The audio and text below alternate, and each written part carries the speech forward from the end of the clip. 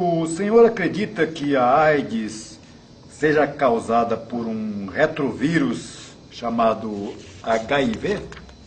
Olha, pelo que eu venho pesquisando, desde quando surgiu essa nova doença, todos os dados indicam que o problema não é viral. Para mim, trata-se de uma doença multifatorial. O vírus HIV existe. Não há prova de que ele exista. Como assim? Para eu encontrar um determinado retrovírus, é fácil. Agora, eu provar que ele causa alguma coisa, isso aí já é uma outra história. Por quê? Ah, a regra usada, já há quase 100 anos, é que primeiro eu tenho que colher o soro do hospedeiro. Daí eu tenho que achá-lo numa festa em que há bilhões de convidados. E todos os convidados têm a mesma cara. Mas não importa. Eu tenho que achar o vilão da história. Achando-o, eu isolo de todos os outros. Eu tenho que fazer vários testes para saber se ele se replica em um tecido. Depois eu vou e injeto esse vírus em um novo hospedeiro para ver se o hospedeiro fica doente.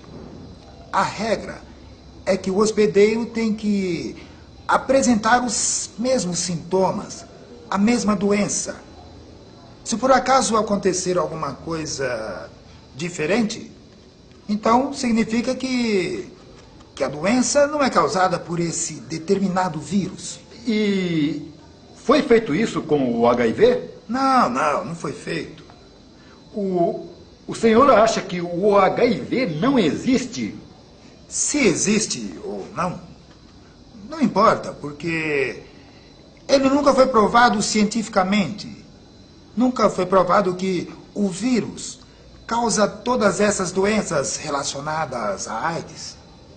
Pelo que eu entendi, os testes de diagnóstico para o vírus HIV não existem. Perfeito. Todos os testes de HIV têm falhas graves. Os testes de carga viral que acham bilhões de vírus usando PCR e também os exames de células CD4, CD8 estão completamente errados? Oh, o exame de PCR é fantasioso. Simplesmente porque quando se faz um teste tradicional no sangue do paciente, com AIDS ou não, se encontra nada do vírus HIV. Só que quando você pega o mesmo sangue e leva-o ao PCR, a mágica de repente aparece. Bilhões de RNAs que eles dizem ser do HIV, a lógica é pensar. Se no sangue tem bilhões de vírus, era para aparecer facilmente no exame tradicional. Mas não é o caso aqui. Por que no teste de PCR aparece essa quantidade enorme de vírus? Simples. O exame de PCR não é feito com vírus HIV isolado. Assim como outros testes de HIV, o PCR conta RNAs de vírus. E ele não examina especificamente o vírus do HIV, mas sim tudo o que estiver no sangue. Como eu vou achar um vírus, sendo que eu não sei qual é, porque eu não isolei o vírus que eu estava procurando? Sinais ITR e a proteína P24 não são exclusivos do HIV, porque todos os retrovírus também têm. Quer dizer, trata-se de qualquer retrovírus, aquilo que o PCR encontra. Os exames de células CD4, CD8, é outra complicação que não tem tamanho. Falam os cientistas da teoria HIV-AIDS que o vírus HIV ataca a célula CD4 e a destrói, causando uma forte debilitação no sistema imunológico. O problema é que antes de surgir a história da AIDS, cientistas já faziam experiências com células T4, e está muito claro em demonstrações que foram feitas de que as células CD4 baixavam por multifatores, como, por exemplo, estresse, depressão, desnutrição, intoxicação por drogas e, como já foi amplamente comprovado, até em mulheres grávidas. Um outro exemplo também é que várias pessoas que não eram positivas para HIV estavam com células CD4 abaixo de 200 por mililitro de sangue. Agora, se uma pessoa faz o exame de HIV e dá positivo, geralmente o médico passa um monte de inibidores de proteases, antifúngicos.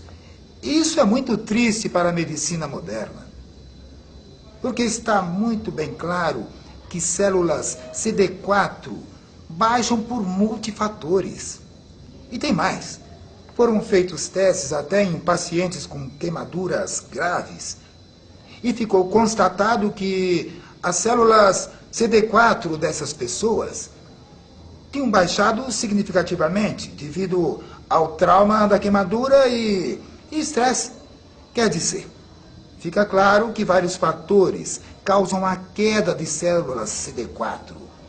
Agora, usar o exame, em que esse exame conta o número de células CD4, CD8, e quando esse teste mostra que o paciente está com um número baixo de células CD4, CD8, por mililitro de sangue, dizer que a pessoa tem o vírus HIV e ela está com AIDS é um absurdo. É lamentável o estado da medicina hoje no mundo. Pelo erro de alguns, o resto do mundo seguiu o mesmo erro. Dr. Paulo, por que o senhor não mostra o rosto? Bem, você há de convir que num país como o nosso, um país como o Brasil, mostrar a cara é, muitas vezes, encomendar o caixão. Então, expor um assunto tão delicado como esse fica complicado. Porque a liberdade de expressão, ela existe, mas ela tem um preço muito alto. Então, para não correr riscos, para que minha família também não possa correr riscos, me dou o direito de preservar a minha imagem. Não vale a pena correr um risco onde envolve a vida humana. E por isso eu me dou... Não quero mostrar meu rosto.